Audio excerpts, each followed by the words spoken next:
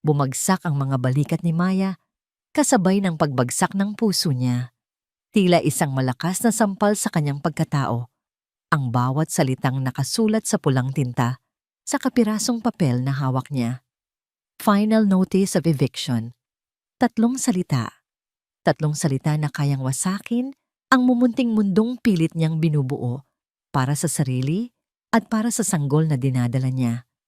Nanginginig ang kamay niyang hinaplos ang papel na para bang sa paghaplos na yon ay mabubura ang katotohanang nakasulat. 2 buwan ng huli sa bayad ng renta.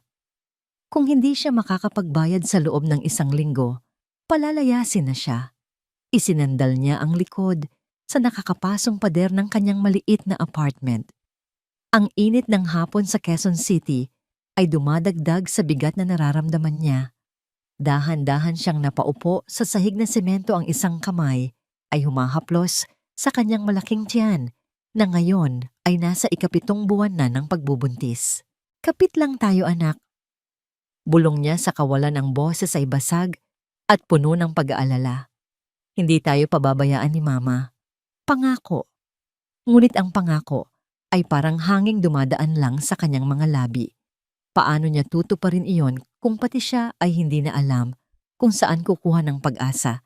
Tumayo siya, mabigat ang bawat hakbang, at naglakad patungo sa kusina. Binuksan niya ang halos kalawangin ng refrigerator, umaasa na baka may milagrong nag-aabang, ngunit wala. Ang laman nito ay isang perpektong larawan ng kanyang sitwasyon. 2 pirasong itlog, isang maliit na Tupperware ng kaning lamig, at isang bote ng tuyo. Iyon na lang. Isinara niya ang pinto ng ref nang marahan, tila natatakot na baka sa sobrang lakas ay gumuho na ito. Napatingin siya sa paligid ng kanyang tinutuluyan. Isang maliit na espasyo na may isang lumang sofa, isang mesang kainan para sa 2, at isang dekuryenteng bentilador na walang tigil sa pag-ugong. Malinis ang lugar, maayos sa abot ng kanyang makakaya. Ang tanging dekorasyon sa pader ay ilang litrato ng kanyang mga magulang na matagal nang pumanaw. Simple lang ang buhay niya, pero dati masaya siya. Dati may pag-asa. Dati mayroong siya. Pilit niyang iwinaksi ang alaala ng lalaking dahilan ng lahat ng ito. Ang alaala ng matatamis na pangako ng mga ngiting, akala niya'y totoo, at ng gabing gumuho ang lahat. Ngunit ang mga alaala ay parang magnanakaw sa gabi, dumarating nang hindi mo inaasahan. Hindi ka nababagay sa mundo ko, Maya, hindi na. Ang mga salitang yon, binitawan nang walang pakundangan, ay mas masakit pa kaysa sa sampal. Iyon ang hatol niya. Isang hatol na nagtulak sa kanya sa pader na ito ng desperasyon. Isang malakas na katok sa pinto ang pumutol sa kanyang pag-iisip. Maya girl, buksan mo to, may dala akong pansit. Isang maliit na ngiti ang sumilay sa labi ni Maya. Angelica, ang kanyang matalik na kaibigan mula pa noong high school, ang kanyang naging pamilya, ang kanyang sandalan. Pinunasan niya ang namumuong luha sa kanyang mga mata at binuksan ang pinto. Bumungad sa kanya ang nakakasilaw na ngiti ni Angelica na may bitbit na 2 malaking plastic bag ng groceries at isang bilao ng pansit. Hoy, ano't namumugto ang mga mata mo? Bungad agad ni Angelica, ang kanyang mga matay sinusuri ang bawat sulok ng pagkatao ni Maya. Umiiyak ka na naman ba dahil sa gagong yon? Hindi napuwing lang. Pagsisinungaling ni Maya, pilit na pinapasigla ang boses. Salamat dito, Angie. Hindi ka na sana nag-abala. Anong di nag-abala? Tingnan mo nga yung sarili mo. Ang payat mo pa rin kahit buntis ka na. Kailangan mong kumain para sa inaanak ko, no? Sabi ni Angelica habang nilalapag ang mga pinamili sa maliit na mesa. Inilabas niya ang manok, gulay, prutas at isang supot ng bigas. Habang inaayos ni Angelica ang mga pagkain sa ref na halos wala ng laman, hindi napigilan ni Maya ang muling pag-iyak. Ngunit sa pagkakataong ito, iyon ay luha ng pasasalamat. Angie, salamat. Hikbi niya. Hindi ko alam kung anong gagawin ko kung wala ka. Niyakap siya ni Angelica ng mahigpit. Ano ka ba? Siyempre hindi kita pababayaan. Tayong dalawa ang magpapalaki dyan sa pamangkin ko. At paglabas niyan, sisiguraduhin nating hindi siya magmamana sa ama niyang walang bayag. Napatawa si Maya sa kabila ng kanyang mga luha. Si Angelica lang talaga ang nakakapagpagaan ng loob niya. Kumain sila ng pansit habang nagkukwentuhan. Maingat si Maya na huwag munang banggitin ang sulat ng pagpapalayas. Ayaw na niyang dumagdag pa sa mga iniisip ng kaibigan na alam niyang naghihirap din sa trabaho nito bilang isang sales lady sa mall. Kumusta pala yung mga raket mo sa pagkanta? Tanong ni Angelica. Nagkibit balikat si Maya. Wala pa masyado. May isa akong natapos sa isang birthday party noong nakaraang linggo. Pero kulang pa rin. Mahirap makakuha ng booking kapag malaki na ang tiyan mo. Siguro natatakot sila na baka sa stage pa ako manganak. Mga siraulo. E di mas bongga may live show, biro ni Angelica. Nagring ang luma at basag ang screen na cellphone ni Maya. Isang hindi rehistradong numero. Sino yan usisa ni Angelica? Hindi ko alam. Sagot ni Maya nag-aalangang sagutin. Baka isa na naman ito sa mga naniningil sa kanya ng utang. Sagutin mo na. Baka grasya yan. Pangungulit ni Angelica. Huminga ng malalim si Maya at sinagot ang tawag. Hello. Hello, may I speak with Miss Maya Reyes, the singer? Tanong ng isang babae sa kabilang linya. Ang boses nito ay formal at profesional, tila galing sa isang mataas na opisina sa Makati. Si speaking po, nauutal na sagot ni Maya. Good afternoon, Miss Reyes.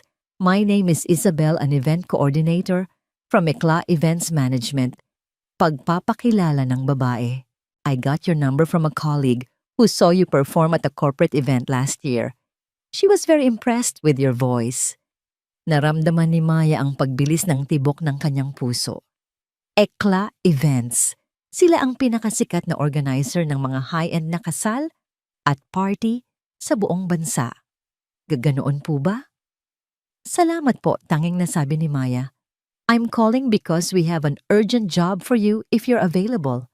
We are organizing what is being called the Wedding of the Century at the Grand Astoria Hotel next month. The original singer we booked had a family emergency and had to back out. Grand Astoria Hotel. Ang pinakamahal na hotel sa Maynila.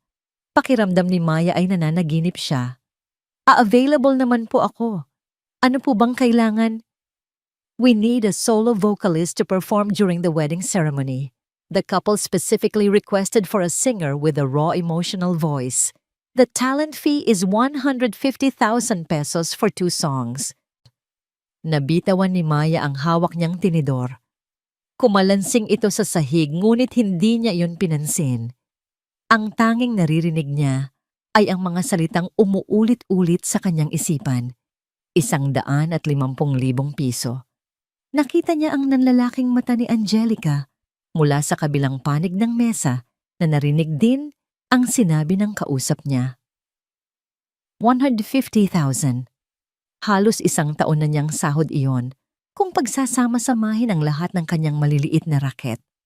Sapat na iyon para bayaran ang lahat ng utang niya ang renta sa apartment, makabili ng mga gamit para sa sanggol at may matitira pa para sa mga susunod na buwan.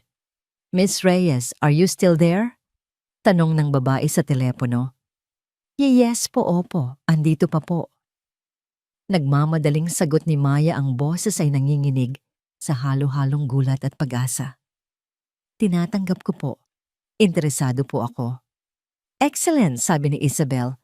I'll send you an email right now containing all the details, the contract song choices, and the schedule. Please review it and send back a signed copy within 24 hours. The wedding is on the 15th of next month. Opo. Sige po, maraming salamat po. Pagkatapos ng tawag, napatingin si Maya kay Angelica. Pareho silang hindi makapaniwala. Narinig mo yon, di ba? Tanong ni Maya, tila kailangan ng kumpirmasyon na hindi siya nababaliw. 150,000. Sigaw ni Angelica, sabay tayo. at yakap sa kaibigan. Girl, ito na yon. Ito na ang sagot sa lahat ng dasal natin. Sabi ko sa'yo, grasya yan eh. Napaiyak si Maya ngunit ngayon, ito'y luha ng purong kaligayahan at ginhawa. Niyakap niya si Angelica pabalik. Salamat Lord, salamat. Dumating ang email pagkatapos ng ilang minuto.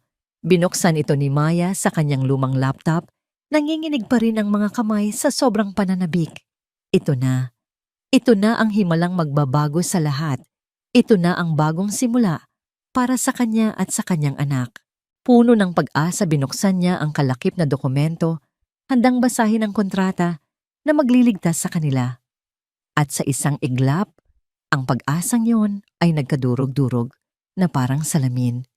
Ang tanging liwanag na inaasahan niya ay naging isang napakadilim na bangin na handa siyang lamunin ng buo. Ang hangin sa loob ng maliit na apartment ay tila biglang kumapal-puno ng kuryenteng dulot ng pag-asa. Si Angelica ay nakatayo sa likod ni Maya ang baba.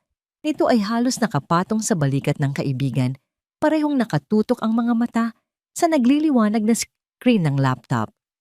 Dali na girl, buksan mo na. Baka magbago pa isip nila. Nanggigigil na. Sabi ni Angelica, ang boses ay punong-puno ng pananabik. Tumawa si Maya isang tawang matagal nang hindi niya narinig mula sa sarili. Teka lang, ang bagal ng internet eh. Ang kanyang mga daliri ay nanginginig sa excitement habang ginagalaw ang mousepad. Ito na. Naglo-load na yung PDF. Isang corporate logo na may eleganteng pagkakasulat, Ekla Events, ang unang lumabas. Sinundan ito ng mga formal na salita at linya, isang tipikal na kontrata. Ngunit hindi iyon ang hinahanap ng kanilang mga mata. Hinanap nila ang mga pangalan. Event the Grand Union of Mr. Marco Antonio de Villa and Miss Leah Amanda Serrano. Parang isang bombang sumabog sa harap ni Maya nang walang tunog. Ang ingay ng pagdiriwang sa kanyang isipan ay biglang naglaho at napalitan ng isang nakabibinging katahimikan. Ang masayang boses ni Angelica sa kanyang tabi ay naging isang malayong ugong na lamang. Ang buong mundo niya ay lumiit, nag-focus sa isang pangalan na paulit-ulit na tumatambol sa kanyang utak. Marco. Marco Antonio de Villa, ang lalaking nangako sa kanya ng habambuhay. Ang ama ng dinadala niya. Ang lalaking dumurog sa kanyang puso at pagkatao. Teka, narinig niyang sabi ni Angelica, ang tono ay nagbago mula sa saya patungo sa pagkalito. De Villa, pamilyar yung apelyido na yan ah. Hindi ba? Hindi na natapos ni Angelica ang sasabihin. Biglang itinulak ni Maya ang laptop palayo na para bang ito'y nag-aapoy. Tumalsik ito sa lumang sofa. Napasigaw siya isang sigaw na walang boses, isang sigaw na nanggaling sa pinakailalim ng kanyang kaluluwa. Maya, anong nangyayari sa'yo? Nag-aalalang tanong ni Angelica. Ngunit hindi siya makasagot. Ang hangin ay tila naubos sa kanyang mga baga. Ang mga pader ng apartment ay tila lumalapit, handa siyang ipitin. Dinala siya ng kanyang isip pabalik sa isang alaala na pilit niyang ibinabaon sa limot gabi-gabi. Nakatayo sila sa ilalim ng isang puno ng mangga, kumakain ng fishball mula sa isang street vendor. Gabi iyon at ang mga ilaw ng syudad ay nagsisilbing mga bituin sa kanilang paligid. Hinawakan ni Marco ang kanyang kamay. Ikaw lang ang reyna ko, Maya. Kahit anong mangyari ha. Sabi nito, ang mga matay nagniningning sa ilalim ng ilaw poste. Naniwala siya. Bawat salita, bawat ngiti, bawat halik. At pagkatapos ang gabi sa penthouse unit nito sa BGC, inabot niya rito ang positive pregnancy test, nanginginig ang mga kamay sa kaba at saya. Ngunit ang ngiting inaasahan niya ay hindi dumating. Ang mga mata nitong dati puno ng pagsinta ay napalitan ng malamig na kalkulasyon. Hindi ka bagay sa mundo ko, Maya. Sabi nito, ang boses ay kasing lamig ng marmol na sahig. Isang pagkakamali lang ang lahat ng ito. Inilapag nito ang isang sobrang puno ng pera sa mesa. Ayusin mo yan. Ang ibig sabihin, Ilaglag mo. Isang malakas na kalabog ang nagpabalik sa kanya sa kasalukuyan. Ang basong hawak niya kanina na may lamang tubig ay nahulog mula sa kanyang nanginginig na kamay at ngayon ay pira-piraso na sa sahig, tulad ng kanyang puso. Hayop siya, bulong ni Maya, ang mga salita'y puno ng kamandag. Ang kalungkutan ay mabilis na napalitan ng nag-aapoy na galit. Hayop siya. Napahagulgol siya, mga hikbing matagal nang kinikimkim. Ang sakit ng pag-abandona, ang kahihiyan, ang takot, lahat ay bumuhos na parang sirang dam. Si Angelica ay agad na lumapit at niyakap siya. Siya pala yung ikakasal, sabi ni Maya sa pagitan ng mga hikbi. Si Marco, ikakasal na siya sa iba. Ang kapal ng mukha niya. Sigaw ni Angelica, ang galit ay para na rin sa sarili. Matapos kang iwanan, na parang basura, may gana pa siyang magpakasaya. At sino yung Lia Serrano na yon? Siguradong anak mayaman din. Ilang minuto silang nanatili sa ganoong posisyon. Si Angelica ay hinahaplos ang likod ni Maya habang hinahayaan itong ilabas ang lahat ng sakit. Nang medyo kumalma na si Maya, dahan-dahan siyang pinaupo ni Angelica sa sofa. Okay, makinig ka sa akin. Seryosong sabi ni Angelica, hinawakan ang magkabilang balikat ni Maya at pinaharap sa kanya. Iiyak mo lahat yan ngayon. Pero pagkatapos nito, tatayo ka. Naiintindihan mo. Tumangulang si Maya patuloy sa pagpunas ng kanyang mga luha. Tumawag ka sa Eclat Events. Utos ni Angelica. Sabihin mo hindi mo tatanggapin. Hindi mo kailangan ng pera niya. Hindi mo kailangan ng pagpapahiyang to.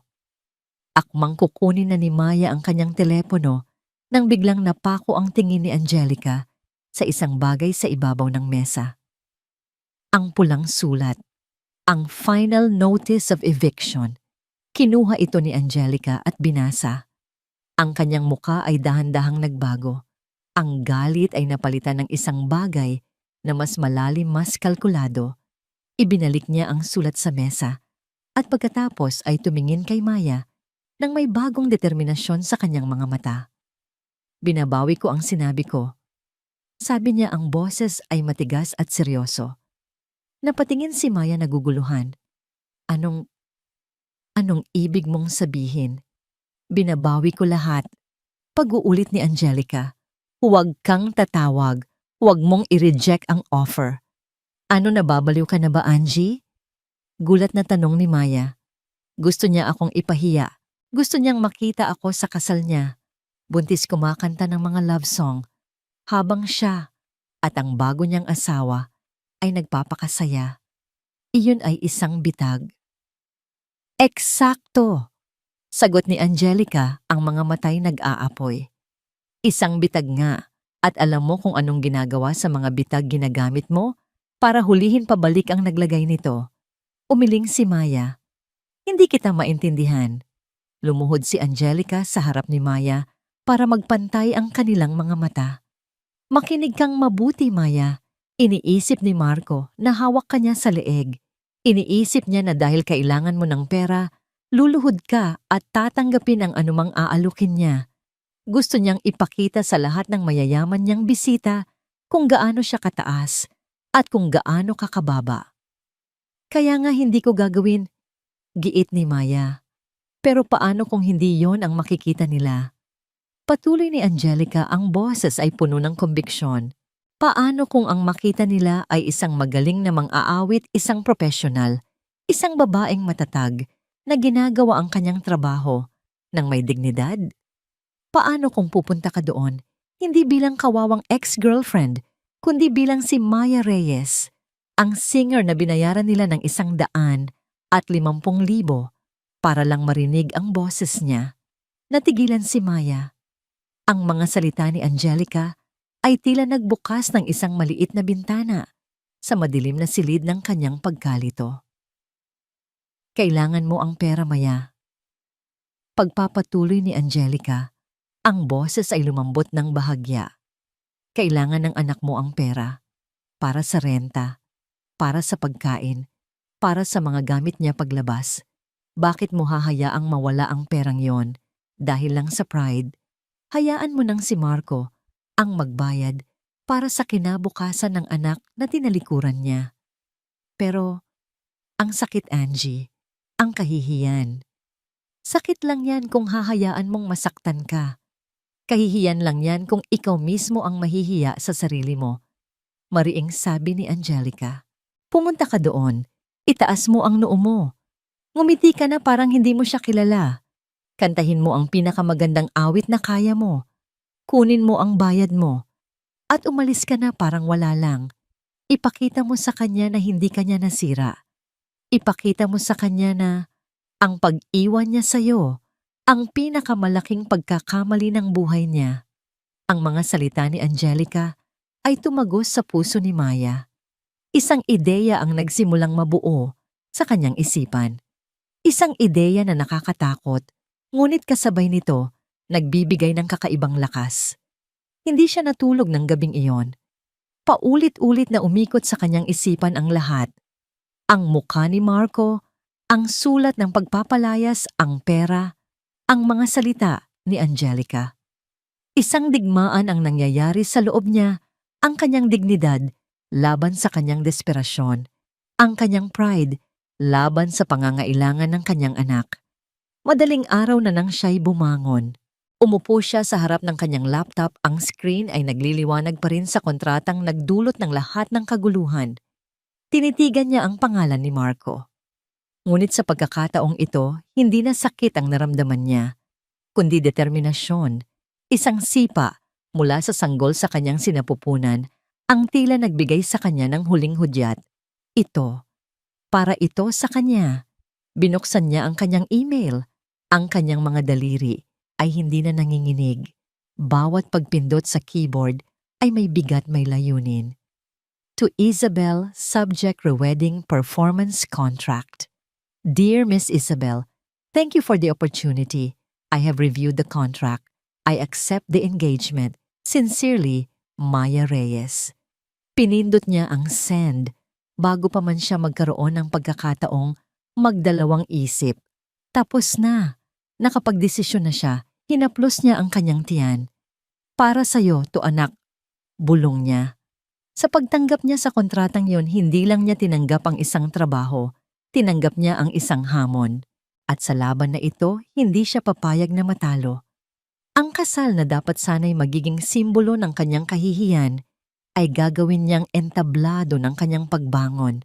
Ang sikat ng araw na tumatagos sa malalawak na bintanang salamin ng mansyon ng mga De Villa sa Forbes Park ay nagbibigay liwanag sa isang silid na pinalamutian ng mga antigo at mamahaling obra.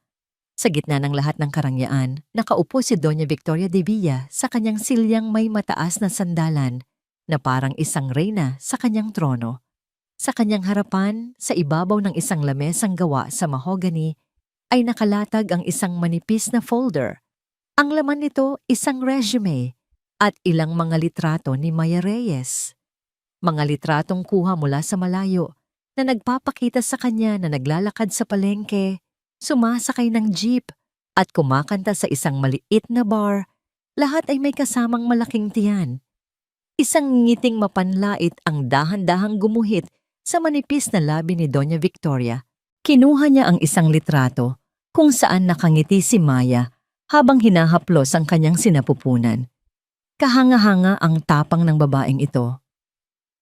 Sabi niya sa sarili, ang boses ay may halong pagkasuklam at amusement. Ang akala niya siguro ang batang yan ang tiket niya para makapasok sa pamilyang ito. Tanga. Ibinagsak niya ang litrato pabalik sa mesa na para bang ito'y isang piraso ng basura. Tingnan natin ngayon kung hanggang saan ang tapang mo. Oras na para ituro sa'yo kung saan ka talaga lulugar.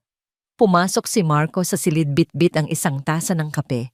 Ang kanyang mamahaling Italian suit ay walang gusot, ang kanyang buhok ay perpektong nakaayos, ngunit may bahid ang pag-aalala sa kanyang mga mata. Mama, bati niya humalik sa pisngi ng ina. Maaga kayata ngayon. Itinuro ni Doña Victoria ang folder. Tinapos ko lang ang ilang unfinished business. Nakumpirma na. Ang babaeng iyon ang kakanta sa kasal mo. Napabuntong hininga si Marco at naupo sa silyang katapat ng ina. Sigurado ka ba talaga rito, ma? Hindi ba't? Masyado na itong malupit. Tumingin si Doña Victoria sa kanyang nag-iisang anak, ang kanyang mga matay kasing talim ng kutsilyo. Kalupitan, Marco, anak. Ang ginagawa ko ay pagtatanggol sa pangalan ng pamilya natin. Ang babaeng yan ay isang mantsa, isang pagkakamali na kailangang burahin ng tuluyan. Ang pag-imbita sa kanya sa kasal mo ay hindi kalupitan. Ito ay isang deklarasyon. Deklarasyon ng ano? Naguguluhang tanong ni Marco. Isang deklarasyon ng kapangyarihan. Sagot ng matanda, ang bawat salita'y may bigat. Ipapakita natin sa kanya at sa buong alta sosyedad kung ano ang nawala sa kanya. Hahayaan natin siyang kumanta ng mga awit ng pag-ibig sa kasal mo sa iba, habang daladala niya ang bunga ng kanyang kahangalan. Makikita ng lahat na si Marco de Villa ay para lamang sa pinakamataas, hindi sa mga hamak na mga awit na galing sa kung saang squatter.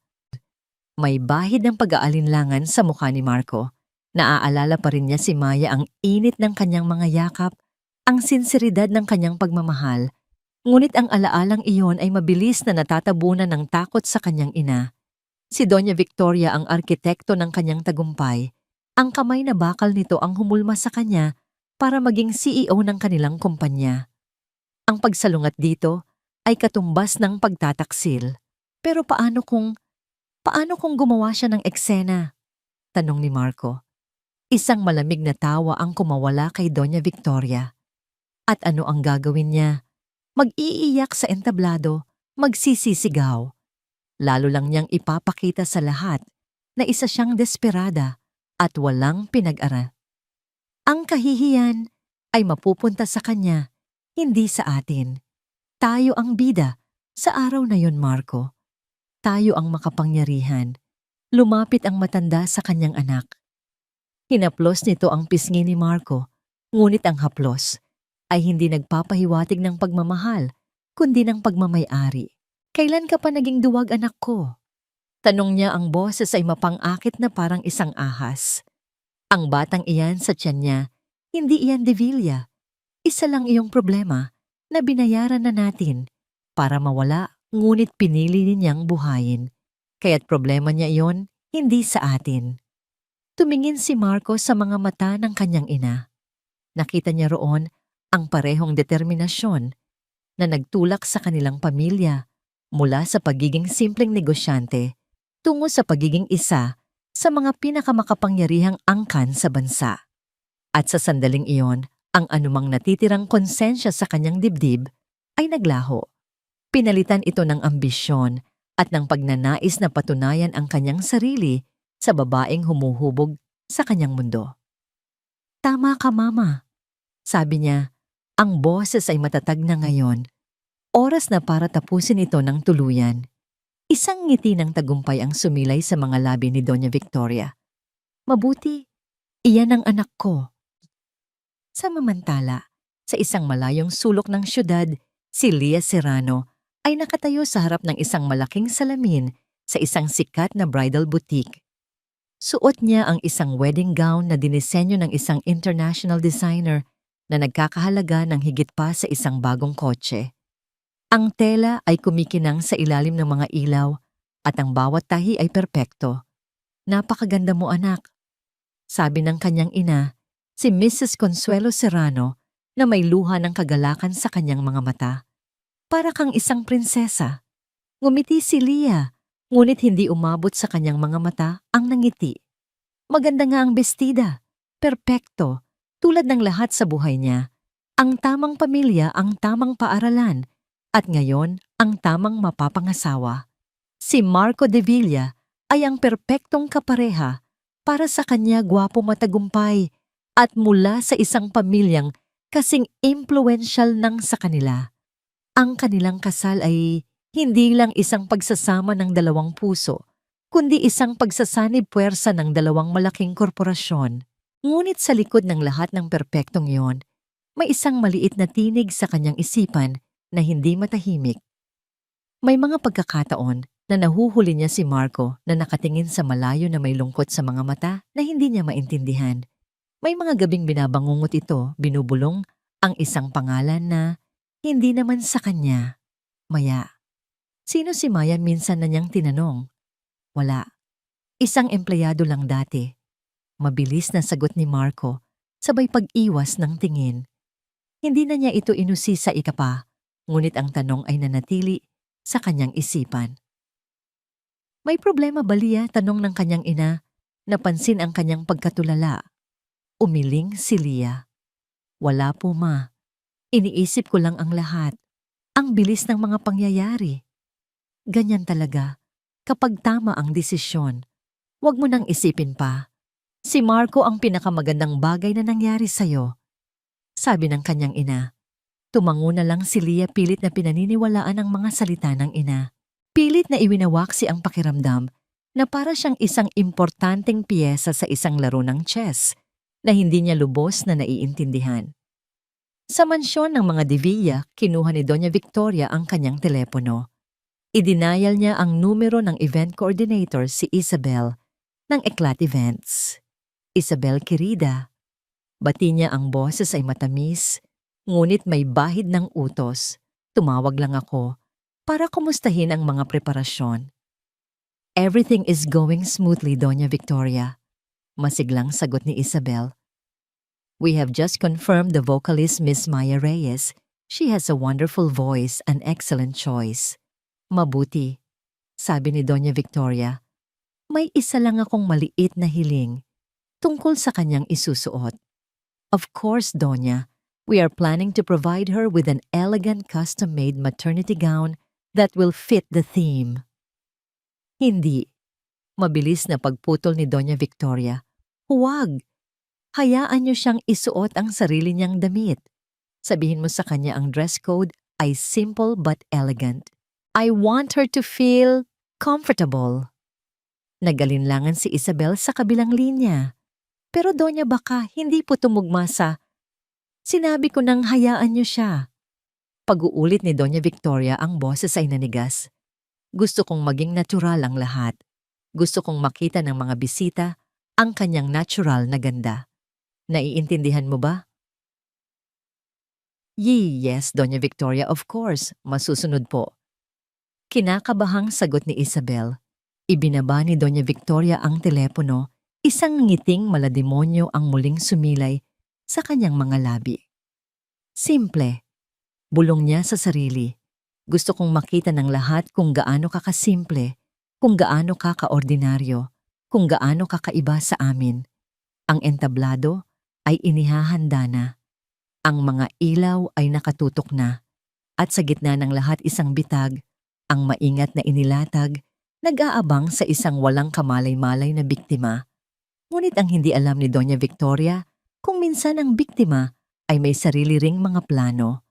Ang Grand Astoria Hotel ay isang mundo sa sarili nito. Sa labas ang ingay at gulo ng Maynila. Sa loob isang santuwaryo ng katahimikan, karangyaan at kapangyarihan. Ang sahig na gawa sa Italian marble ay kumikinang na parang salamin. Ang mga chandelier na gawa sa libu-libong kristal ay nakabitin mula sa matataas na kisame na parang mga nagliliwanag na talon. Ang hangin ay amoy mamahaling pabango at sariwang bulaklak. Bawat hakbang ni Maya, papasok sa hotel, ay isang pakikipaglaban sa sarili. Pakiramdam niya bawat empleyado ng hotel mula sa bellboy hanggang sa receptionist ay nakatingin sa kanya hinuhusgahan ang kanyang simpleng itim na maternity dress at ang kanyang mga sapatos na flat. Ito ang mundo ni Marco. Isang mundong sadyang idinisenyo para iparamdam sa mga tulad niyang tagalabas na hindi sila kabilang. You can do this. Bulong niya sa sarili, ang kamay ay nakahawak sa kanyang tiyan na para bang kumukuha ng lakas mula sa sanggol sa loob nito. Trabaho lang to. Trabaho lang. Si Isabel, ang event coordinator, ang sumalubong sa kanya sa lobby. Ngumiti ito ng propesyonal, ngunit hindi nakatakas sa mga mata ni Maya ang mabilis na pagsulyap nito sa kanyang simpleng kasuotan. Miss Reyes, welcome. We're glad you could make it for the rehearsal, bati ni Isabel. This way to the Grand Crystal Ballroom. The couple and Doña Victoria are already waiting. Ang pangalan ng matanda ay nagdulot ng malamig na kaba sa dibdib ni Maya. Si Doña Victoria, ang ina ni Marco. Ang babaeng minsan lang niyang nakaharap, ngunit ang tingin nito'y tumagos sa kanyang kaluluwa at nagparamdam sa kanya na isa siyang dumi sa ilalim ng sapatos nito. Habang naglalakad sila sa malawak na pasilyo, naririnig ni Maya ang malamyos na tunog ng isang violin mula sa loob ng ballroom. Nang itulak ni Isabel ang dambuhalang pinto na gawa sa kahoy at salamin, bumungad kay Maya ang isang tanawin na halos nagpatigil sa kanyang paghinga. Ang Grand Crystal Ballroom ay higit pa sa enggrande. Ang mga bintana nito mula sahig hanggang kisame ay nagbibigay tanaw sa luntiang hardin ng hotel. Daan-daang silyang kulay ginto ang nakaayos na ng perpekto. At sa gitna ng lahat sa ibabaw ng isang entablado, ay nakatayo si Marco Celia at si Doña Victoria. Si Marco sa kanyang perpektong gupit na suit ay mukhang isang Diyos na bumaba mula sa Olympus. Si Lia sa kanyang eleganteng puting bestida ay ang perpektong diyosa para sa kanya. At si Doña Victoria sa kanyang itim na kasuotan at mga alahas na kumikinang ang reynang nagbabantay sa kanilang kaharian. Para silang isang perpektong pamilya mula sa pabalat ng isang mamahaling magazine. At siya ang mantsa sa perpektong larawan. Napatigil ang lahat ng mapansin ang pagdating nila. Ang violinist ay huminto sa pagtugtog. Ang mga mata ni Marco ang unang nakita niya. May dumaang gulat pagkailang at isang emosyong hindi niya mapangalanan, siguro'y konsensya. Ngunit kasing bilis ng paglitaw nito, nawala rin ito, napalitan ng isang malamig at walang emosyong maskara. "Ah, the singer has arrived," sabi ni Marco. Ang boses ay malakas at malinaw sapat na para marinig ng lahat. Hindi si Maya, hindi ang vocalist, kundi the singer, isang bagay hindi isang tao. Isang matalas na kirot ang tumusok sa puso ni Maya ngunit hindi niya ipinakita. Ito na ang simula. Inihanda niya ang sarili, itinuwid niya ang kanyang likod, itinaas ang kanyang noo at naglakad, papasok na para bang pag-aari niya ang lugar. "Good afternoon, Mr. De Villa, Miss Serrano, Doña Victoria." Bati niya ang boses ay kalmado at professional. "I'm Maya Reyes. I'm ready for the sound check." Ang mga mata ni Doña Victoria ay sinuri siya mula ulo hanggang paa na may halatang pagkadismaya sa kanyang simpleng kasuotan. Isang bahagyang nangisi ang gumuhit sa labi ng matanda. "Ah yes, the one with the natural talent." Ang diin sa salitang natural ay isang malinaw na insulto. Si Lia sa kabilang banda ay tinitigan si Maya ng may kakaibang interes. Nakita niya ang tensyon sa pagitan ni Maya at ng mga De Villa. Naramdaman niya ang kuryenteng hindi nakikita ng iba. Tumingin siya kay Marco na umiiwas ng tingin kay Maya at ang maliit na pagdududa sa kanyang puso ay nagsimulang lumaki. "Shall we begin?" Sabi ni Isabel na halatang gustong basagin ang namumuong tensyon. Umakyat si Maya sa entablado. Sa susunod na 30 minuto, ginawa niya ang kanyang trabaho. Kinanta niya ang mga napagkasunduang awitin, mga klasikong kanta para sa kasal. Bawat nota ay perpekto. Ang kanyang boses na puno ng sakit at karanasan ay nagbigay ng bagong lalim at kahulugan sa mga lumang kanta. Habang kumakanta, hindi niya maiwasang mapatingin sa kanila. Si Marco ay nakatayo sa isang sulok, nakahalukip-kip. Ang mukha'y hindi mabasa. Si Lia ay nakaupo nakatitig sa kanya, ang isipan ay halatang lumilipad sa malayo. At si Doña Victoria ay nakangiti. Isang nangiting nagpapahiwatig ng kasiyahan sa panonood ng isang palabas na siya mismo ang nagsulat. Nang matapos ni Maya ang huling kanta, isang sandali, ng katahimikan ang bumalot sa ballroom. Maging ang mga staff ng hotel na nag-aayos sa paligid ay napatigil para makinig. "Bravo, napakagaling," sabi ni Isabel na unang pumalakpak. Bumaba si Maya mula sa entablado. Pakiramdam niya'y naubos ang lahat ng kanyang lakas. Ang pagpipigil sa kanyang emosyon ay mas nakakapagod pa kaysa sa mismong pagkanta. "Miss Reyes," tawag ni Doña Victoria. Lumapit ito sa kanya, hawak ang 2 baso ng red wine. Inabot nito ang isa kay Maya. "A small token for a wonderful performance."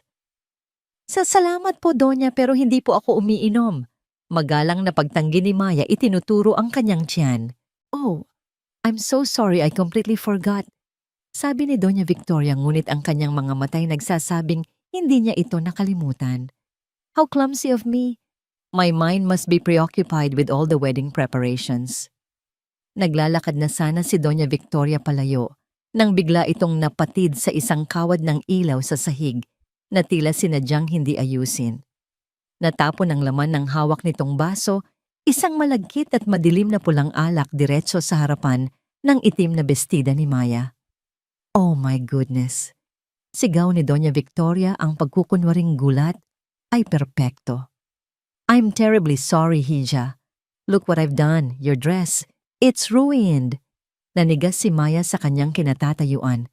Ramdam ang malamig at malagkit na alak na bumabasa sa kanyang damit at balat. Ang lahat ay nakatingin sa kanila.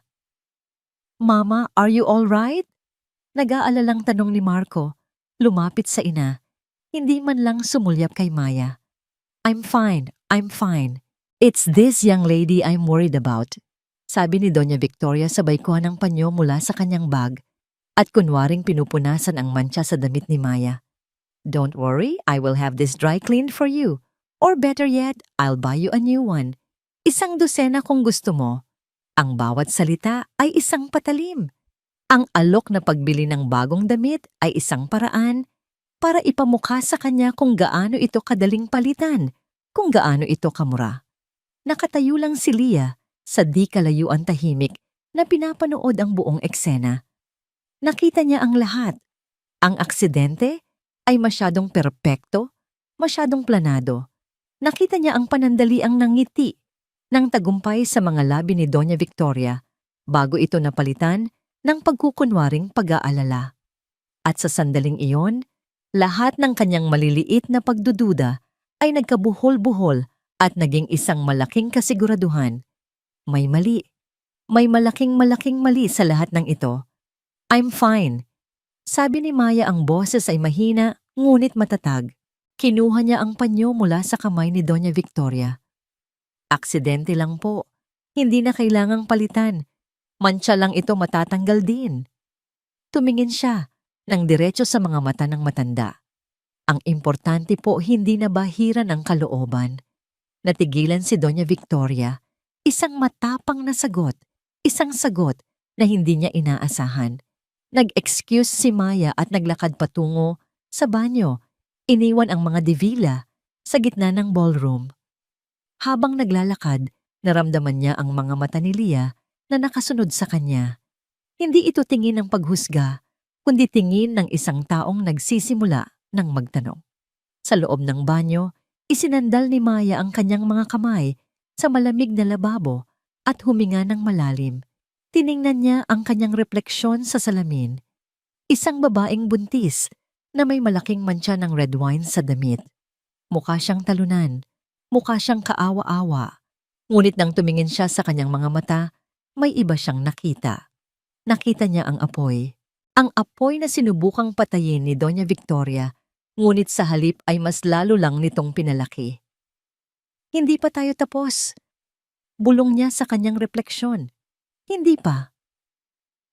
Ang gabi ay hindi nagdulot ng kapahingahan kay Leah. Ang imahe ng rehearsal ay paulit-ulit na naglalaro sa kanyang isipan na parang sirang plaka, ang takot sa mga mata ni Maya, ang pag-iwas ng tingin ni Marco, at higit sa lahat, ang mapanuyang ng ngiti ni Doña Victoria. Ang insidente sa red wine ay hindi aksidente. Iyon ay isang pag-atake. Isang malupit at kalkuladong pag-atake na isinagawa sa harap niya. Bumangon siya mula sa kanyang malambot na kama. Ang kanyang silid sa mansyon ng mga Serrano ay mas malaki pa sa buong apartment ni Maya. Ngunit sa gabing iyon, pakiramdam niya'y masikip ito na para siyang kinukulong ng mga pader na gawa sa kasinungalingan. Sino si Maya Reyes? At bakit ganoon na lang ang galit sa kanya ng mag-inang De Villa? Ang sagot ni Marco na dating empleyado ay malinaw na isang kasinungalingan. Walang sino man ang mag-aabala na ipahiya ang isang simpleng dating empleyado sa ganitong paraan. May mas malalim na koneksyon. Isang koneksyon na pilit nilang itinatago. Nagbihis si Leah. Hindi na niya kayang maghintay pa. Kailangan niya ng mga sagot at alam niya kung sino ang maaaring makapagbigay sa kanya ng kahit isang piraso ng katotohanan. Kinabukasan maaga pa lang ay minaneho na niya ang kanyang sasakyan, hindi pa tungo sa isa na namang meeting kasama ang wedding planner o sa isa pang dress fitting, kundi sa isang maliit at tahimik na subdivision sa Marikina. Huminto siya sa tapat ng isang simpleng bahay na may hardin na puno ng mga halaman at orkidyas. Dito na nakatira si Manang Remedios, ang dating mayordoma ng mga De Villa na naglingkod sa pamilya sa loob ng halos 40 taon. Nagretiro ito 6 na buwan na ang nakalipas, halos kasabay ng panahon nang magsimulang manligaw sa kanya si Marco. Pinagbuksan siya ng pinto ng isang matandang babae na may mabait na mukha at buhok na halos puti na lahat. Ang mga mata ni Manang Remedios ay nagpakita ng gulat at saya nang makita si Leah. "Senyorita Leah, napadalaw ka, iha. Tuloy-tuloy ka." Masayang bati nito. "Manang Meding, pasensya na po sa abala. Dumaan lang po ako para kamustahin kayo." Sabi ni Leah na may dalang isang basket ng prutas. "Naku, nag-abala ka pa. Halika't ipagtitimpla kita ng tsa." Sabi ng matanda. Sa loob ng maliit ngunit maaliwalas na sala, umupo si Leah. Sinadya niyang gawing magaan ang kanilang usapan tungkol sa mga halaman ng matanda sa kanyang mga apo. Ngunit ang kanyang isipan ay naghahanap ng tamang tiyempo. "Malapit na po ang kasal namin ni Marco, Manang." Sinimulan ni Leah. "Medyo kinakabahan na nga po ako." Ngumiti si Manang Remedios. "Natural lang yan, iha. Lahat ng ikakasal ay dumadaan dyan. Ang importante, sigurado ka sa iyong pakakasalan." May kakaibang diin sa huling mga salita ng matanda. Ito na ang pagkakataon ni Leah. "Manang, kung meron po kayong maipapayo sa akin tungkol kay Marco." "Ano po iyon?" Natigilan ang matanda. Tinitigan niya si Leah na parabang sinusuri kung hanggang saan ang kanyang sinseridad. Sa mga mata ni Leah nakita ni Manang Remedios hindi ang isang mayaman at aroganteng nobya, kundi isang babaeng nag-aalala at naghahanap ng katotohanan. Huminga ng malalim si Manang Remedios. "Si Senyorito Marco, mabait siyang bata dati, masayahin, bago siya naging abala sa kumpanya." Muli may mga salitang hindi sinasabi ng diretso ngunit malinaw ang kahulugan. "May mga bagay po ba akong dapat malaman, Manang?" Diretsahang tanong ni Leah. Umiling ang matanda, ngunit ang kanyang mga matay nagsasabi ng iba. "Wala ako sa posisyon para magsalita, iha.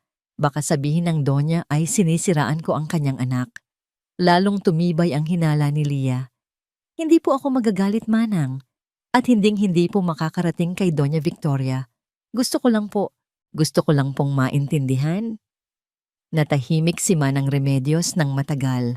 Pagkatapos ay tumayo ito at naglakad patungo sa isang maliit na aparador.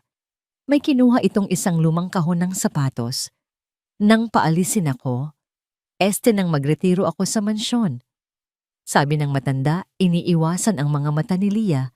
"Ipinapatapon sa akin ni Doña Victoria ang lahat ng basura ni Senyorito Marco mula sa dati niyang buhay. Ngunit may mga bagay na hindi kayang itapon ng konsensya ko." Inilapag niya ang kahon sa mesa sa harap ni Leah. "Hindi ko ito dapat ginagawa, pero sa tingin ko mas may karapatan ka ritong makita kaysa ang basurahan. Nanginginig ang mga kamay ni Leah habang binubuksan ang kahon. Ang laman nito ay mga piraso ng isang buhay na hindi niya kilala.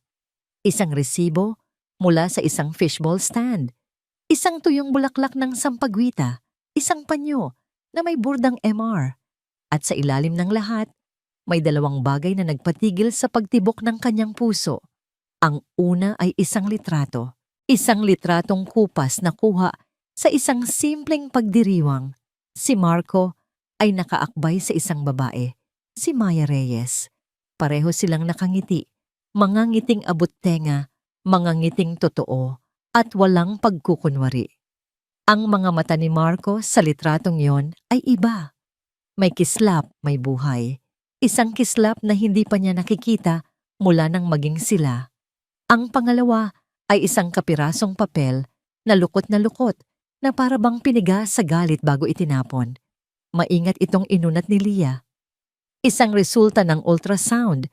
Malinaw na nakasulat ang pangalan ng pasyente, Mayas Reyes, at sa ibaba ang mga detalye ng isang maliit na buhay na nagsisimula pa lang mabuo sa sinapupunan. Biglang nag-ugnay-ugnay ang lahat sa isipan ni Leah. Ang buntis na singer.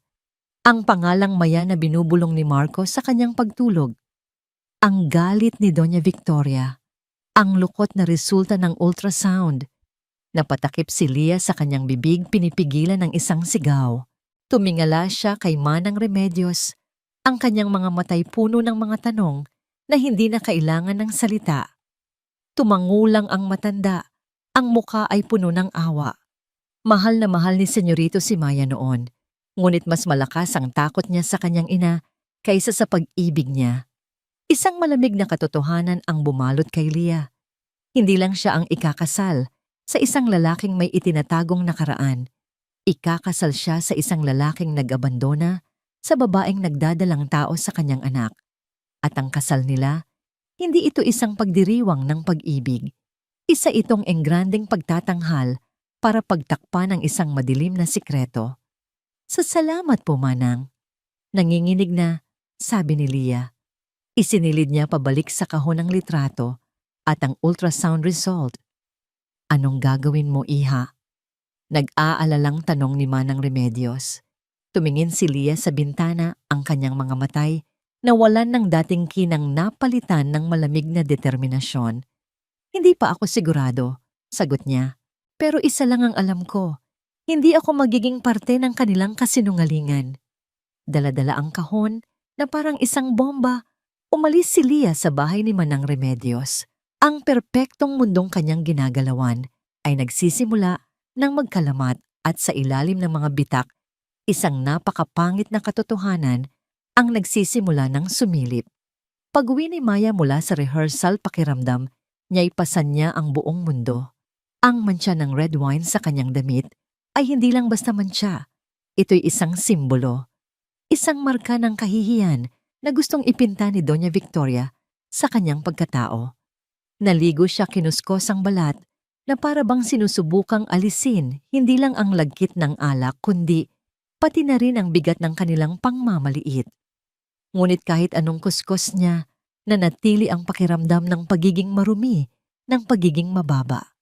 Umupo siya sa harap ng kanyang luma at medyo sintonadong keyboard, isang regalong naiwan pa ng kanyang lola.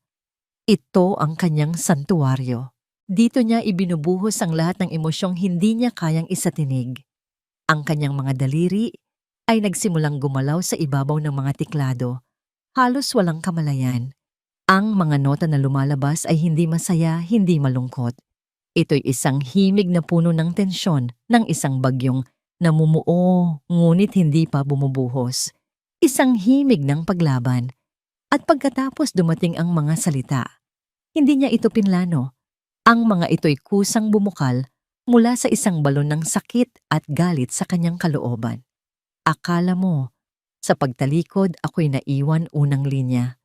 Tumulo ang isang butil ng luha mula sa kanyang mata at pumatak sa isa sa mga tikladong kulay gatas. Ngunit hindi niya ito pinansin. Nagpatuloy siya.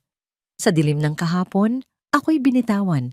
Ang kanyang boses ay nanginginig sa simula, ngunit habang binibigkas niya ang bawat salita, ito'y unti-unting tumatatag. Ang bawat nota ay nagiging isang ladrilyo, ang bawat linya ay isang pader na itinatayo niya sa paligid ng kanyang nasirang puso. Ngunit ang iniwan mo'y hindi kahinaan, kundi binhi ng lakas sa aking sinapupunan. Hinaplos niya ang kanyang tiyan, ang kanyang anak, ang buhay na bunga ng isang pag-ibig na tinapon, ngunit siya ring naging dahilan ng kanyang katatagan. Hindi ito isang paalala ng sakit, kundi isang sagisag ng pag-asa. Dumating si Angelica, dala-dala ang paborito nilang goto, ngunit napatigil siya sa may pintuan nang marinig ang himig na nagmumula sa loob. Hindi siya pumasok. Tahimik siyang nakinig mula sa labas, ang puso niya'y kumikirot para sa kaibigan. Sa loob ng halos isang linggo, iyon ang naging ritual ni Maya. Sa umaga, naghahanap siya ng mga maliit na raket sa pagkanta. Sa hapon, naglalaba siya at nag-aayos ng bahay. Ngunit sa gabi, kapag ang syudad ay tahimik na at ang tanging kasama niya ay ang buwan at ang kanyang mga iniisip, umuupo siya sa harap ng keyboard. Ang kanta ay unti-unting nabubuo. Hindi ito isang kanta ng panunumbat. Hindi ito isang kanta ng paghihiganti. Ito ay isang kanta ng pagpapalaya. Isang kanta ng pag-angkin sa sariling kwento. Isang gabi nang malapit nang matapos ang kanta, pumasok si Angelica. Umupo ito sa sofa at tahimik na nakinig habang kinakanta ni Maya ang huling bahagi. Kaya sa entablado ng iyong tagumpay, huwag mong asahang ako'y magpupugay. Dahil ang kantang ito'y hindi pa naghoy, ito'y sigaw ng laya sa agos ng buhay. Nang matapos ang huling nota, isang malalim na katahimikan ang bumalot sa silid. Wow! Tanging nasabi ni Angelica, ang mga matay namumuo sa luha. Maya, yan ang pinakamagandang kantang narinig ko sa buong buhay ko. Ngumiti si Maya, isang nangiting malungkot. Salamat, Angie. Kailangan ko lang sigurong ilabas. Ilabas? Sabi ni Angelica, tumayo at lumapit sa kanya. Maya, hindi mo ba naririnig ang sarili mo? Yan ang armas mo. Yan ang katotohanan. Kailangan nilang marinig yan. Ano? Gulat na tanong ni Maya. Ang kantang to sa kasal nila, nababaliw ka na ba? Ako pa ang nababaliw. Giit ni Angelica, ang boses ay tumataas. Sila ang baliw kung inaakala nilang pupunta ka doon para lang maging dekorasyon sa kanilang kasinungalingan. Maya, ito ang pagkakataon mo, hindi para ipahiya sila, kundi para sabihin ang totoo. Para iparinig sa lahat kung sino ka talaga. Hindi ko kaya, Angie. Umiling si Maya, ang takot ay muling gumapang sa kanyang dibdib.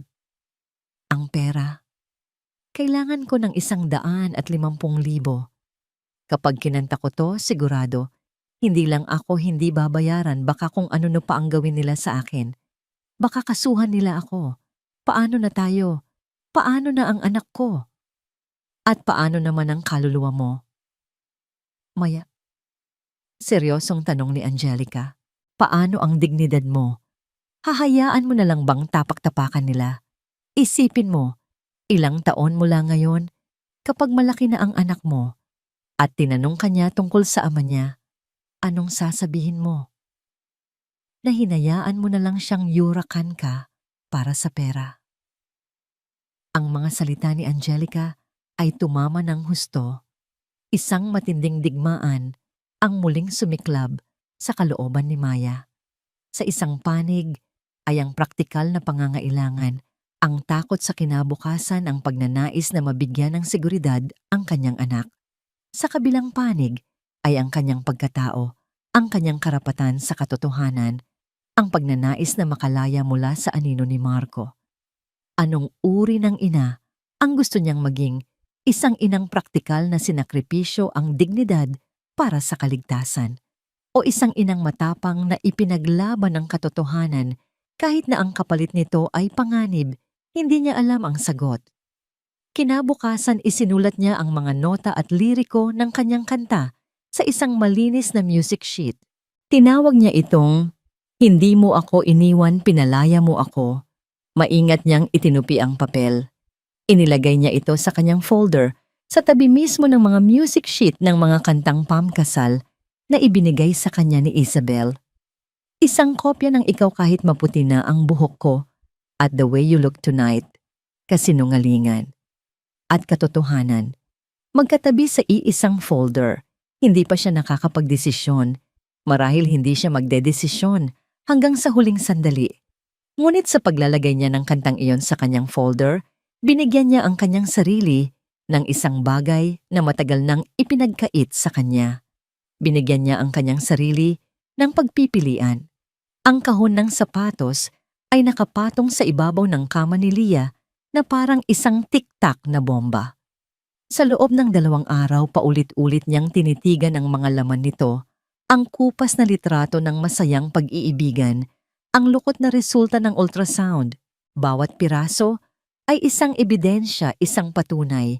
Sa lalim ng panlolokong kahaharapin niya, hindi niya kayang pumasok sa isang kasal na binuo sa ibabaw ng mga durog na pangarap ng ibang babae.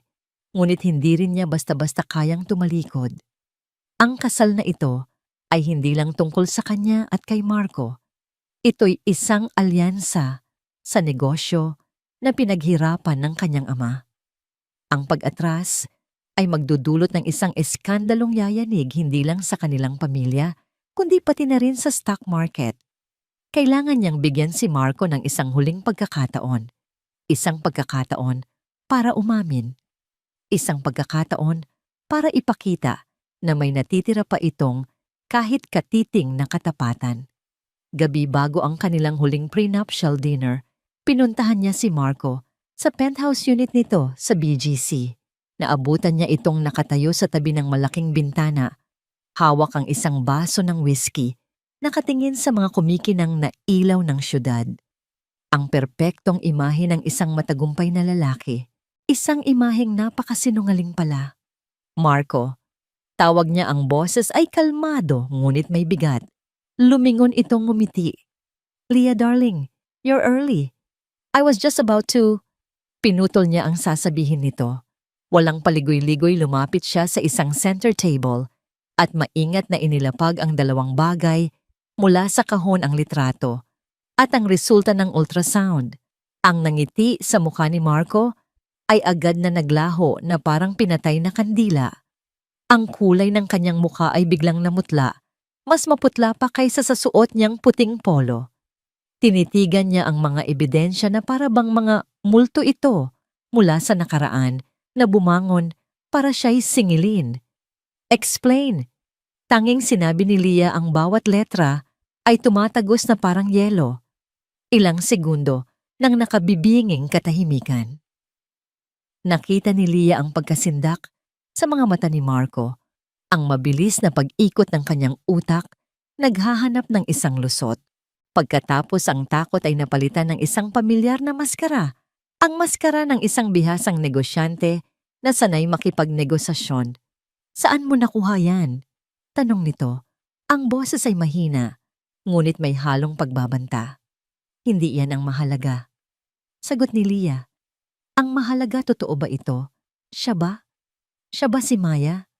Huminga ng malalim si Marco, sinubukang bawiin ang kanyang kumpiyansa. Naglakad ito palapit sa bar at nagsalin pa ng whiskey sa kanyang baso. Leah, listen. It's not what you think. It's a complicated story from my past. Then uncomplicated for me. Giit ni Leah, hindi inaalis ang tingin sa kanya. Uminom si Marco pagkatapos ay nagsimula ng maghabi ng kanyang kwento. Ang bawat salita ay pinili, ang bawat emosyon ay peke. Yes, that's Maya. We had a brief relationship. Matagal na bago pa kita makilala. Pagsisinungaling niya. She was obsessed with me. Akala niya dahil mayaman ako, masasagot ko ang lahat ng problema niya. When I ended things with her, hindi niya matanggap. Itinuro niya ang ultrasound result. And that was her desperate attempt to trap me. Hindi ako sigurado kung akin ba talaga yan. She wasn't the innocent girl she appeared to be. I offered to help her to give her money to start a new life. I handled it, Leah. I thought it was all over. Nakikinig si Leah sa bawat salitang lumalabas sa bibig ni Marco.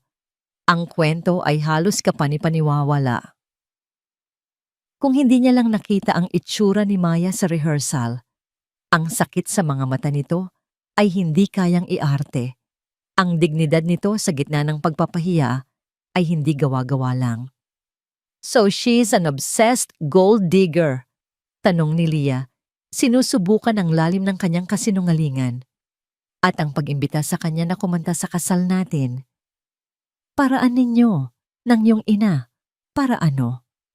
Turuan siya ng leksyon. Exactly. Mabilis na sagot ni Marco, tila natuwa na naintindihan ni Leah. My mother thought it would be the perfect way to finally put her in her place, to show her what she lost, and to show you that you have nothing to worry about. You are my future, Leah. She is nothing but a ghost from the past. Lumapit ito sa kanya, sinubukang hawakan ang kanyang mga kamay. Please, darling, don't let this ruin what we have. It's nothing. She is nothing. Sa sandaling yon, isang bagay sa loob ni Leah ang namatay. Ang maliit na pag-asang baka may katiting na kabutihan, pang natitira kay Marco, ang pag-asang baka biktima lang din ito ng kanyang ina, lahat ay naglaho. Ang lalaking nasa harap niya ay hindi lang sinungaling. Siya ay malupit. Siya ay walang puso. Ngunit hindi niya ito ipinakita. Sa halip, ginawa niya ang isang bagay na hindi inaasahan ni Marco. Ngumiti siya. Isang matamis mapagpatawad na ngiti. Itinaas niya ang kanyang kamay at marahang hinaplos ang pisngi ni Marco. Okay, malambing niyang sabi. Pinapatawad na kita. Natigilan si Marco, hindi makapaniwala sa narinig. Di talaga. Oo naman. Sabi ni Leah, ang kanyang pag-arte ay mas mahusay pa kaysa sa lalaki. Naiintindihan ko. Lahat naman tayo may nakaraan. Ang mahalaga ay ang ngayon. Tayo. Isang malaking buntong hininga ng ginhawa ang kumawala kay Marco. Ang tensyon sa kanyang katawan ay naglaho. Niyakap niya si Leah ng mahigpit. Thank you, Leah, thank you. I promise you won't regret this. I will be the best husband to you. Niyakap siya ni Leah pabalik.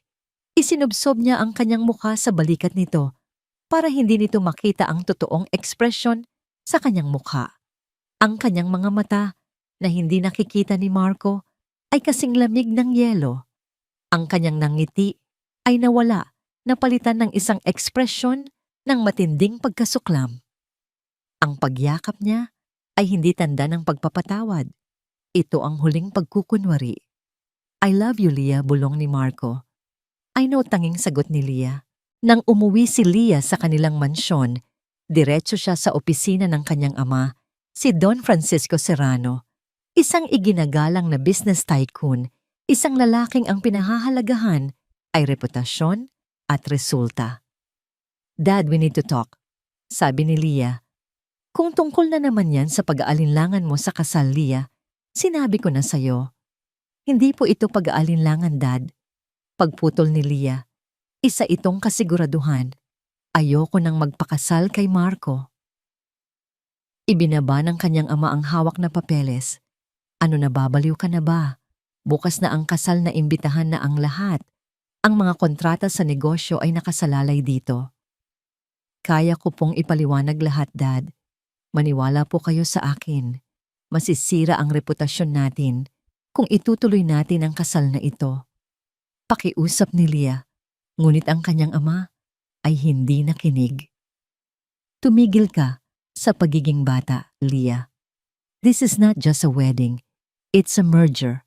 Ang De Villa Corporation at ang Serrano Holdings magkasama. Hindi mo ba naiintindihan ang bigat niyan? Anumang maliit na problema ninyo ni Marco, ayusin ninyo pagkatapos ng kasal. Pero ang kasal, matutuloy. Ang boses ng kanyang ama ay pinalwalang lugar para sa diskusyon. Lumabas si Leah sa opisina, ang puso'y puno ng kabiguan.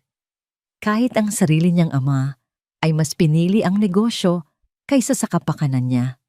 Nakatayo siya sa kanyang balkonahe, nakatingin sa kadiliman.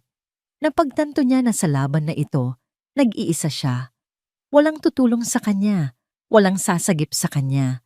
Kung gusto niyang tapusin ang kasinungalingang ito, kailangan niyang gawin ito sa sarili niyang paraan.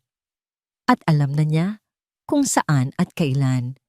Hindi sa isang pribadong pag-uusap, hindi sa likod ng mga saradong pinto. Gagawin niya ito sa harap ng lahat, sa mismong araw ng kasal, sa entabladong inihanda ng mga diviya para sa kanilang tagumpay. Gagamitin niya ang kanilang perpektong palabas para isagawa ang sarili niyang pagtatapos. Ang araw ng kasal ay sumikat na parang isang perpektong hiyas sa kalangitan ng Maynila. Ang araw ay maliwanag, ang hangin ay banayad, isang araw na tila nilikha para sa mga fairy tale. Sa Grand Crystal Ballroom ng Astoria Hotel, ang bawat sulok ay isang testamento sa yaman at kapangyarihan. Libo-libong puting rosas at orchids ang inayos na parang mga alon, umaagos mula sa entablado hanggang sa pasilyo. Ang mga gintong silya ay sininagan ng liwanag mula sa mga dambuhalang chandelier, lumilikha ng isang tanawing marilag at nakakasilaw. Ang mga bisita na binubuo ng mga pinakamayayamang pamilya, pinakamataas na ehekutibo at pinakakilalang politiko sa bansa ay unti-unting dumarating. Ang kanilang mga bulungan at halakhakan ay isang simponya ng alta sosyedad. Ang bawat isa ay nakasuot ng kanilang pinakamamahaling kasuotan. Bawat isa ay nagpapakitang gilas. Ito ang pinakahihintay na social event ng taon. Sa harap ng altar nakatayo si Marco Antonio de Villa. Sa kanyang custom-made na puting tuxedo, mukha siyang isang prinsipe. Ang kanyang ngiti ay perpekto, ang kanyang tindig ay puno ng kumpiyansa. Bawat pagbati ng mga bisita ay kanyang sinusuklian ng isang tango at isang ngiting nagsasabing, "Ako ang hari ng mundong ito." Ang takot at pag-aalinlangan na naramdaman niya sa kanyang penthouse ay naglaho na napalitan ng purong pagmamataas. Nanalo siya. Ang lahat ay naayon sa kanyang plano. Sa isang maliit na silid sa likod ng ballroom, naghahanda si Maya. Suot na niya ang parehong itim na maternity dress na minantsahan ni Doña Victoria. Nilabhan niya ito, ngunit kung titingnan ng malapitan, mayroon pa ring bahid ng kupas na pula, isang paalala ng pagpapahiyang dinanas niya. Ayos lang. Para sa kanya ang mantsang iyon ay hindi na simbolo ng kahihiyan, kundi isang marka ng digmaan. Hinaplos niya ang kanyang folder. Sa loob, magkatabi pa rin ang dalawang pagpipilian. Ang landas ng kaligtasan at ang landas ng katotohanan. Ang kanyang puso ay kumakabog na parang tambol napakalakas na halos marinig na sa labas. "Okay ka lang?"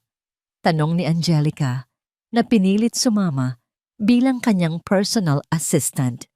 Tumango si Maya, ngunit ang mga mata niya ay nagsasabi ng iba. "Kinakabahan ako, Angie. Sobra." "Huminga ka ng malalim," sabi ni Angelica, hinawakan ang kanyang mga kamay.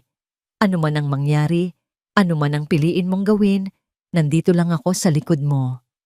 Sa kabilang panig ng hotel sa Presidential Suite, si Leah Serrano ay tinitingnan ang kanyang refleksyon sa salamin. Ang kanyang wedding gown ay isang obra maestra. Ang kanyang mukha ay perpektong na makeup.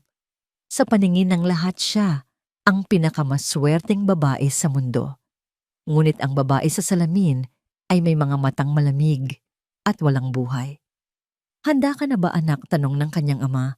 Pumasok sa silid. Ngumiti si Leah. Isang nangiting matalim. "Opo, Dad. Hinding-hindi ko palalampasin ang araw na ito." Nagsimula na ang seremonya. Ang marangal na tunog ng organ ay pumuno sa ballroom. Ang lahat ay tumayo. Ang dambuhalang pinto ay bumukas. Naglakad si Leah sa pasilyo na kakapit sa braso ng kanyang ama. Ang bawat hakbang niya ay kontrolado, ang bawat tingin ay may layunin. Nakatingin siya ng diretso sa lalaking naghihintay sa kanya sa altar. Nakita niya ang pagmamalaki sa mga mata ni Marco, ang ngiti ng tagumpay. Magsaya ka na ngayon, sabi ni Leah sa kanyang isipan, dahil ito na ang huling araw ng iyong kaharian. Ang seremonya ay isang perpektong palabas ng pagkukunwari. Ang mga panata ay binigkas mga salitang walang kahulugan. Ang mga ngiti ay ipinakita mga ngiting hindi umaabot sa mga mata. At ngayon, bago ang pagpapalitan ng singsing lalagdaan ng ikakasal, ang kanilang marriage contract, anunsyo ng pari. Habang ginagawa nila ito, tayo'y hahandugan ng isang awit ng ating natatanging mga awit, Miss Maya Reyes. Ito na, ang sandaling kinatatakutan at hinihintay ni Maya. Lahat ng mata ay napunta sa kanya habang siya'y dahan-dahang tumatayo at lumalakad patungo sa mikropono. Nakita niya si Doña Victoria sa unang hanay. Ang muka ay may ngiti ng pananagumpay, naghihintay na marinig ang isang kantang pamkasal na magiging musika sa kanyang pagpapahiya kay Maya. Nakita niya si Marco na mayabang na kinuha ang mamahaling pluma at nakita niya si Leah na nakatayo sa tabi nito, ang muka ay kalmado na parang isang lawa bago ang isang bagyo. Ang kamay ni Maya na may hawak na folder ay nanginginig. Binuksan niya ito. Sa isang iglap, ang mga muka ng lahat ay naglaho. Ang tanging nakikita niya ay ang 2 music sheet sa harap niya. Kahit maputi na ang buhok ko, 150,000 piso. Seguridad, isang tahimik na pag-alis Hindi mo ako iniwan, pinalaya mo ako. Walang pera, eskandalo, panganib. Ngunit, katotohanan, kalayaan. Isang malakas na sipa mula sa kanyang sinapupunan ang nagpagising sa kanya. Tumingin siya sa kanyang tiyan, ang kanyang anak. Ang tanging bagay na totoo sa gitna ng lahat ng kasinungalingang ito. Anong kwento ang gusto niyang ikwento sa anak niya balang araw? Huminga siya ng malalim. Nagdesisyon na siya. Ibinigay niya sa pianist ang music sheet ng isang klasikong love song. Ngunit nang tumalikod na ang lahat, umiling siya at itinuro ang sarili niyang piyesa na nakapatong sa ibabaw ng piano. Nagulat ang pianist, ngunit nang makita nito ang desperasyon at determinasyon sa mga mata ni Maya, dahan-dahan itong tumango.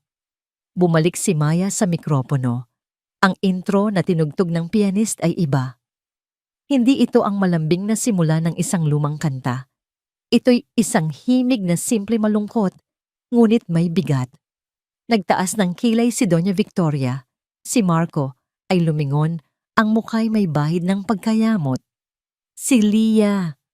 Si Leah ay bahagyang ngumiti. At pagkatapos kumanta si Maya, ang kanyang boses ay bumuhos sa katahimikan ng ballroom, hindi na nanginginig, kundi puno ng isang kapangyarihang hindi pa naririnig ng sinuman mula sa kanya. Akala mo, sa pagtalikod ako'y naiwan. Sa dilim ng kahapon ako'y binitawan. Ang mga unang linya pa lang ay nagdulot na ng pagkalito sa mga bisita. Ito ay hindi isang love song. Ito ay isang panaghoy. Napahinto si Marco sa akmang pagpirma. Ang kanyang mukha ay biglang namutla. Tumingin siya nang diretso kay Maya, ang mga matay nanlalaki sa gulat at hindi paniniwala. Ngunit hindi tumigil si Maya. Itinuloy niya ang bawat salita ay isang bala. Ngunit ang iniwan mo'y hindi kahinaan, kundi binhi ng lakas sa aking sinapupunan. Sa linyang yon ang bulungan ay nagsimula. Ang mga mata ng mga bisita ay lumipat mula kay Maya patungo sa kanyang malaking tiyan at pagkatapos ay kay Marco na ngayon ay parang isang estatuang nabuhusan ng malamig na tubig. Si Doña Victoria ay napahawak sa kanyang dibdib, ang mukha'y puno ng galit. Ang boses ni Maya ay lalong lumakas, umaabot sa bawat sulok ng ballroom, winawasak ang perpektong ilusyon na kanilang binuo. Bumuo ka ng palasyong gawa sa salapi, habang ako'y naiwan sa basag na pighati. Ngunit gintong hawlay hindi kalangitan, at ang pag-ibig ko'y hindi kayang bayaran. Ang ballroom ay halos ganap ng tahimik, maliban sa boses ni Maya at sa tunog ng ilang mga cellphone na heimdall na kumukuha ng video. Ang lahat ng pagkukunwari ay naglaho. Ang kasal ay naging isang korte, si Maya ang testigo at ang kanyang kanta ang hatol. Ang huling mga linya ay ang pinakamatindi.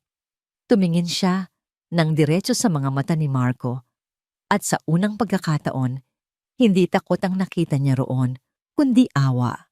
Kaya sa araw ng iyong kasal, heto ang hiling. Sana'y mahanap mo ang tunay na pagtingin. Dahil ang iniwan mo'y hindi lang ako. Iniwan mo ang anak na dapat sa'yo. Ang huling nota ay humina at naglaho sa hangin.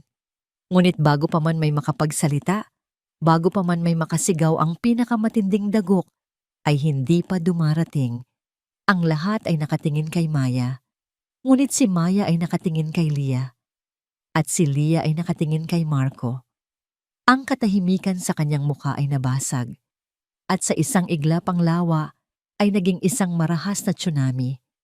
Isang nakabibinging katahimikan ang bumalot sa Grand Crystal Ballroom. Ang huling nota ng kanta ni Maya ay nanatili. Sa hangin mabigat at puno ng katotohanang hindi maikakaila. Ang 300 bisita ay parang mga estatuang hindi makagalaw ang kanilang mga mata ay nagpapalipat-lipat mula sa umiiyak na mangawit sa entablado patungo sa namumutlang nobyo sa altar. Ang perpektong mundo ng mga Devilla ay nabasag sa loob lamang ng 3 minuto. Si Marco ay nakatayo na, parang tinamaan ng kidlat. Ang pluma ay nahulog mula sa kanyang nanginginig na kamay, gumulong sa ibabaw ng hindi pa napipirmahang marriage contract. Ang maskara ng kumpiyansa at kapangyarihan ay nagkadurog-durog, inilalantad ang takot at pagkakasala sa ilalim nito. Stop her security, get her off the stage. Unang sigaw ni Doña Victoria na siyang unang nakabawi mula sa pagkabigla. Ngunit bago pa man, may makakilos isang boses na mas malakas at mas matalas ang pumutol sa lahat. Huwag, utos ni Lia. Ang lahat ay napalingon sa kanya. Dahan-dahan siyang humakbang palayo sa altar palapit kay Marco. Ang bawat hakbang niya ay may bigat. Ang kanyang mukha na kanina'y kalmado ay ngayon ay isang perpektong larawan ng malamig na galit. Lia, darling, don't listen to her. Nagsimulang magpaliwanag si Marco, ang boses ay desperado. She's lying. She's crazy. This is all for money. Hindi na niya natapos ang kanyang sasabihin. Pak! Ang tunog ay umalingaw-ngaw sa buong ballroom, mas malakas pa kaysa sa anumang musika. Mabilis at malakas ang pagtama ng palad ni Lia sa pisngi ni Marco. Ang sampal ay nag-iwan ng 5 pulang marka sa kanyang mukha, isang tatak ng kataksilan na nakita ng buong alta sosyedad. Napaatras si Marco, hawak ang kanyang namumulang pisngi, ang mga matay ng lalaki sa hindi paniniwala. Ang mga bisita ay napasinghap. Ang mga kamera ng cellphone ay lalong itinoon sa kanila. Sinungaling, bulong ni Lia, ang boses ay nanginginig sa pinipigilang galit. Pagkatapos ay lumingon siya sa mga bisita at isinigaw ang mga salitang tatapos sa lahat. Ang kasal na ito ay hindi tuloy. Hinubad niya ang dambuhalang diamanteng singsing mula sa kanyang daliri. Ang singsing na sumisimbolo sa kanilang pag-iibigan at sa merger ng kanilang mga kumpanya. Walang pag-aalinlangan ibinato niya ito sa mukha ni Marco.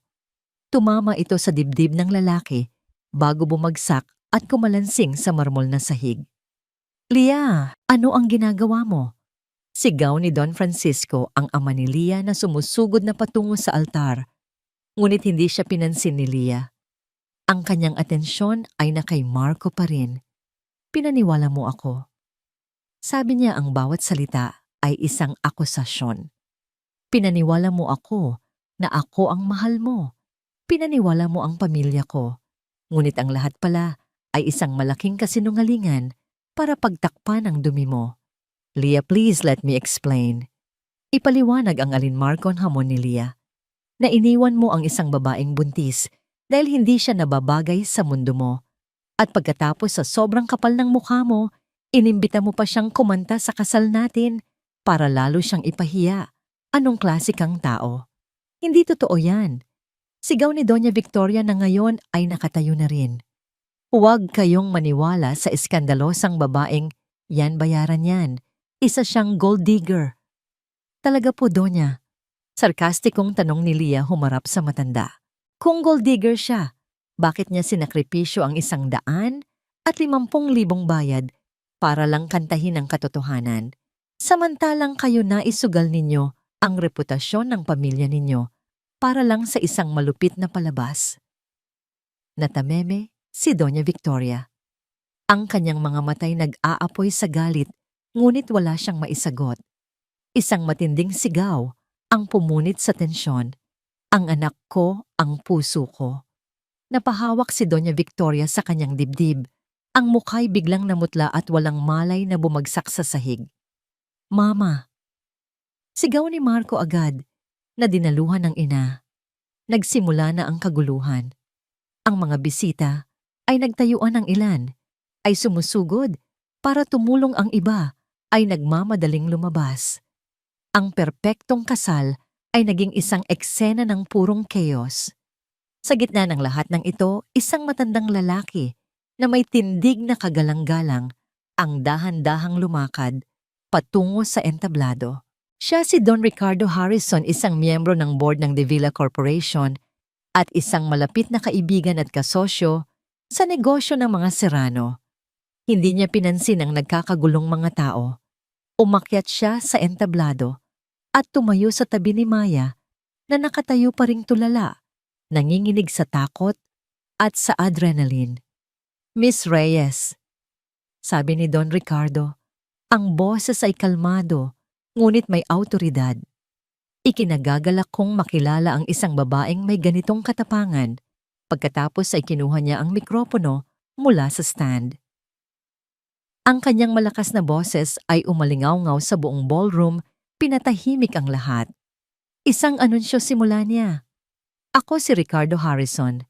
Bilang isa sa mga pangunahing stockholder ng De Villa Corporation, nais kong ipaalam sa lahat, lalo na sa ating mga kasamahan sa mundo ng negosyo na naririto ngayon.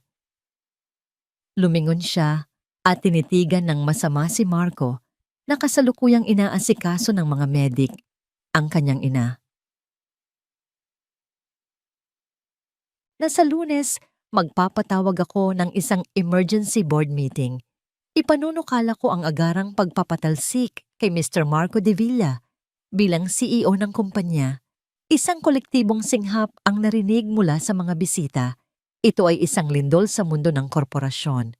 Ang isang kumpanyang binuo sa tiwala ay hindi maaaring pamunuan ng isang taong walang integridad, deklara ni Don Ricardo. Ang karakter ay mas mahalaga kaysa sa kita. At ngayong araw, ipinakita sa atin ni Mr. De Villa at ng kanyang ina ang kanilang tunay na pagkatao. Ang mga salitang yon ay ang huling pako sa kabaong ng imperyo ng mga De Villa, ang kanilang reputasyon na iningat